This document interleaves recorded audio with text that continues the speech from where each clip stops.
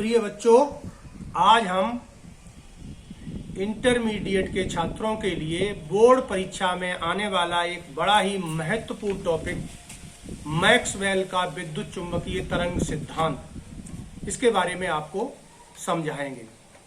देखिए बच्चों, तरंगों के बारे में पहले आपको समझाया जा चुका है कि तरंगें जो है वो दो प्रकार की होती हैं। कौन सी दो प्रकार की? एक वे तरंगें जिनके चलने के लिए माध्यम आवश्यक होता है, उन्हें हम यांत्रिक तरंगें कहते हैं। और दूसरे प्रकार की वे तरंगें जिनके लिए माध्यम की आवश्यकता नहीं होती है, जो तरंगें निर्वात में भी संचरित हो सकती हैं, ऐसी तरंगों को हम विद्युत चुंबकीय तरंगें कहते हैं। तो हम विद्युत चुंबकीय तरंगों के बारे में आपको बताएंगे जिनकी खोज, जिनका आविष्कार मैक्सवेल ने किया था अपने गणितीय सूत्रों के आधार पर। तो मैक्सवेल ने यह बताया था कि ये देखिए, हमने इसका नोट्स बनाया है, तो नोट्स के आधार पर भी आप इसको तैयार करेंगे। नोट्स के आधार पर ऐसा कर लो मोबाइल इस तरीके से।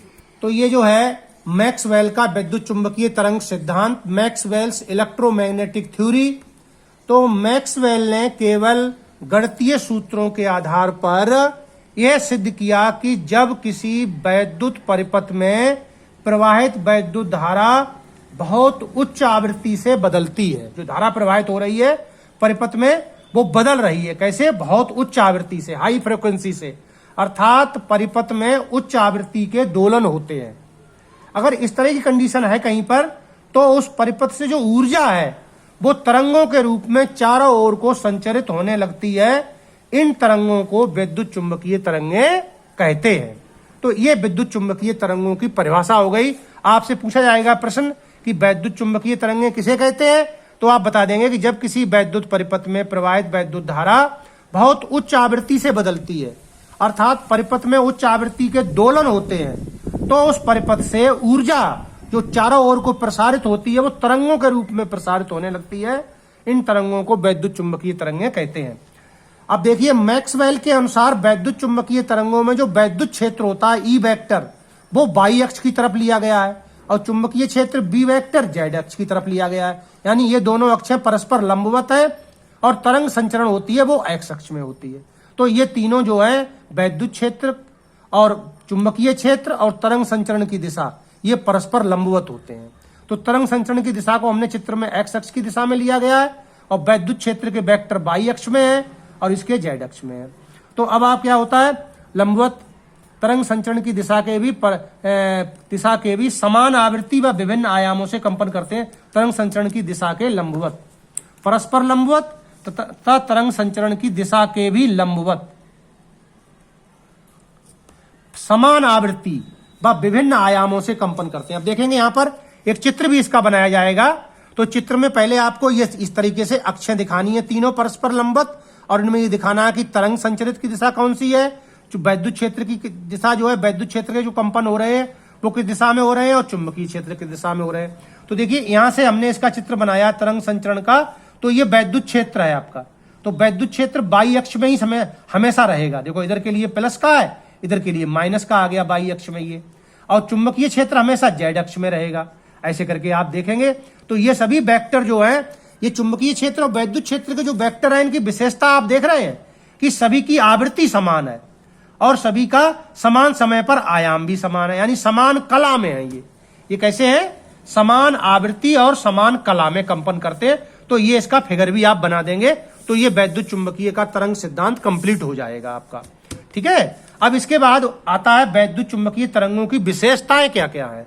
तो इसकी विशेषताएं क्या क्या है, इसके अभिलाक्षणिक क्या क्या है, तो इनमें आप नंबर वाइज नंबर लिखेंगे। नंबर एक पहले क्या है कि इन तरंगों की उत्पत्ति कैसे होती है, त्वरित आवेश अथवा दोलनीय आवेश। यहां पर लिखा था कि आवेश परिपथ में उच्च आवृत्ति के दोलन होते हैं। तो दोलन काहे को होंगे? आवेश से।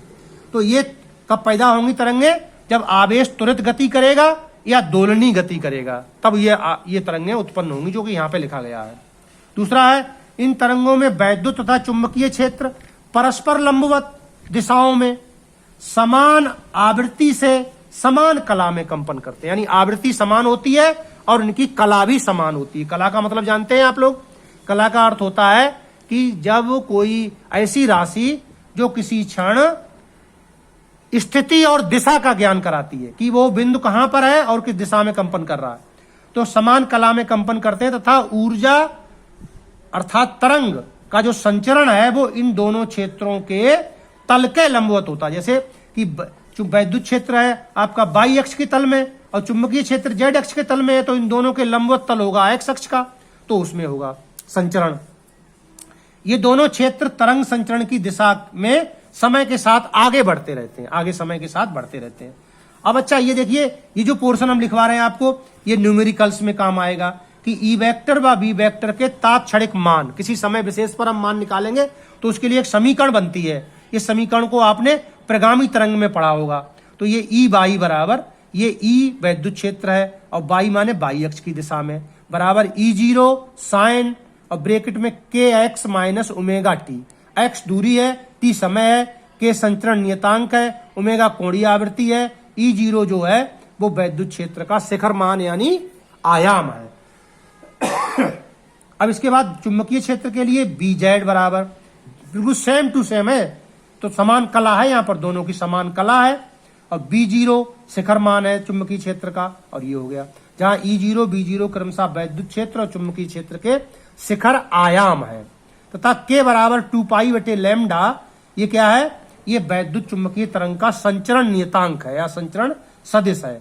और कोणीय आवृत्ति ओमेगा बराबर होती है 2 पाई न्यू, एन भी कहते हैं, यहां पर न्यू लिखा गया है यहाँ ओमेगा और के अगर आप निकाल लें यहाँ पर ओमेगा और के, तो इनका जो अनुपात करेंगे वो सी के बराबर होगा, जिससे तरंग की चाल निकलेगी। ठीक है, यहाँ न्यू आवृत्ति है और लैम्डा तरंग दैर्ध्य है। ठीक है बेटा, अगला है चौथा पॉइंट, इन तरंगों के संचरण हेतु माध्यम की आवश्यकता नहीं होती है।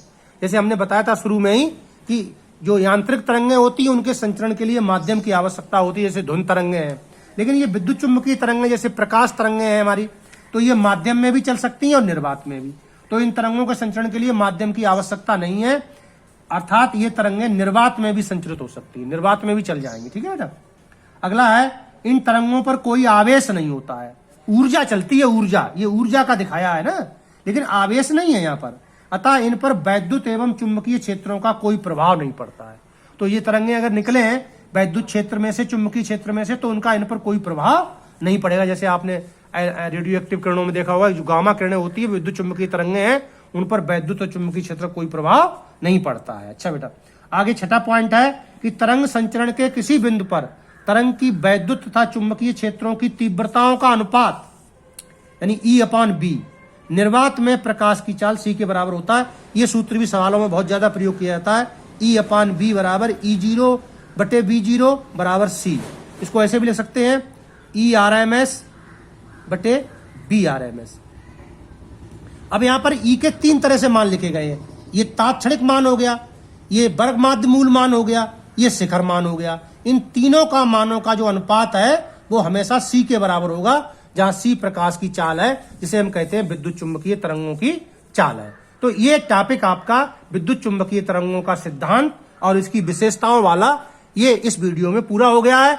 आगे हम विद्युत चुंबकीय तरंगों का स्पेक्ट्रम बताएंगे, जिसमें अन्य सभी तरंगें जो भी विद्युत चुंबकीय तरंगों की कैटेगरी में आती हैं, उन सबका जो है तरंग दैर्ध्य के क्रम से उनका जो है व्यवस्थित करके जो प्राप्त होता है उसे कहते हैं विद्युत चुंबकीय स्पेक्ट्रम। ठीक है, धन्यवाद।